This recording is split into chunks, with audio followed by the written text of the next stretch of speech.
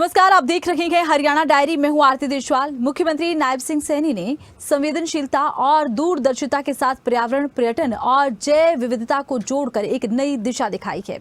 वो हरियाणा के लिए मिसाल बने हैं।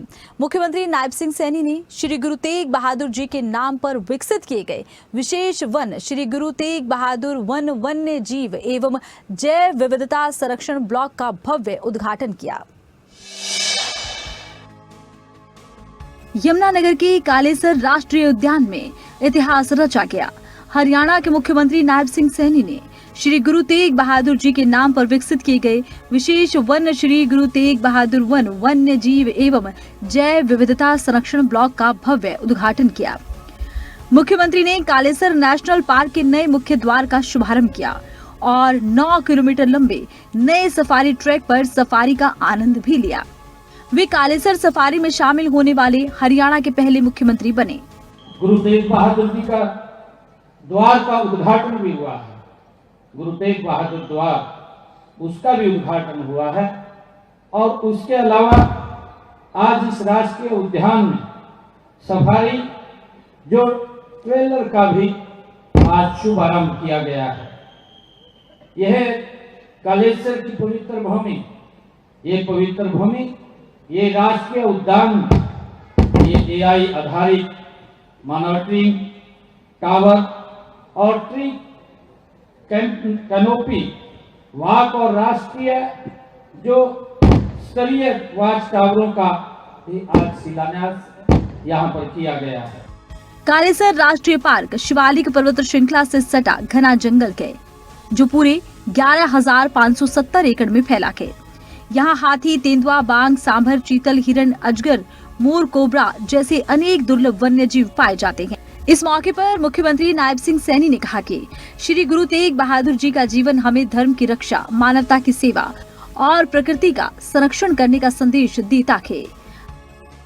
ये कार्यक्रम गुरु जी के इस 350वें शहीदी दिवस के उपलक्ष्य पर 1 नवंबर से ये शुरू हुए थे। हमारे बच्चों ने जो युवाओं ने ब्लड डोनेशन कैंप लगा करके हर कैंप में लगभग 350 यूनिट ब्लड एकत्र हुआ है और उसके बाद हमारे स्कूलों के अंदर बच्चों ने चाहे गुरु तेग बहादुर जी के नाम पर पेंटिंग, निबंध या अन्य और कंपटीशन, चाहे पेंटिंग कंपटीशन है, उसके अंदर भाग लेने का काम हमारे बच्चों ने किया है। और इसी प्रकार हमारे विश्वविद्यालयों के अंदर, हमारे कॉलेज के अंदर ये सेमिनार भी गुरु तेग बहादुर जी के नाम से वो लगे हैं। और इसी कड़ी के अंदर जब से 1 नवंबर से ये शुरू हुआ है, 8 तारीख से 4 यात्राएं हरियाणा प्रदेश के अलग अलग कोनों से उनके इतिहास को जन जन तक पहुंचाने के लिए वो भी शुरू हुई हैं।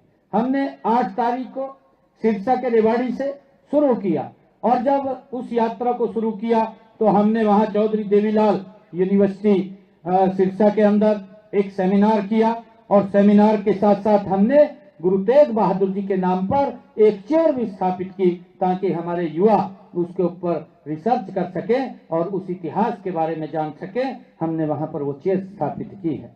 और उसी प्रकार हमने 14 तारीख को पिंजौर से दूसरी यात्रा शुरू की।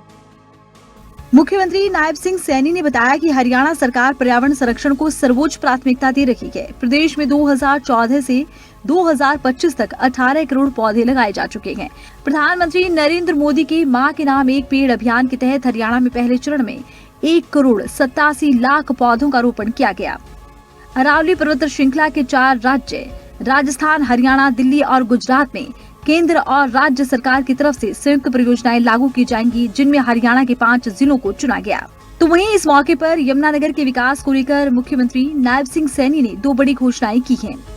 प्रतापनगर के किशनपुरा में बनने वाले कृषि विश्वविद्यालय का नाम श्री गुरु तेग बहादुर कृषि विश्वविद्यालय रखा जाएगा। इसके अलावा बिलासपुर से गोपाल मोचन तक सड़क बाईपास के निर्माण को भी फिजिबिलिटी जांच के बाद जल्द पूरा किया जाएगा। मुख्यमंत्री ने कहा, ये कार्यक्रम सिर्फ उद्घाटन का नहीं बल्कि प्रकृति, आस्था और मानवता के बीच उस रिश्ते को मजबूत करने का कदम है जिसे गुरु तेग बहादुर जी ने अपने जीवन से परिभाषित किया।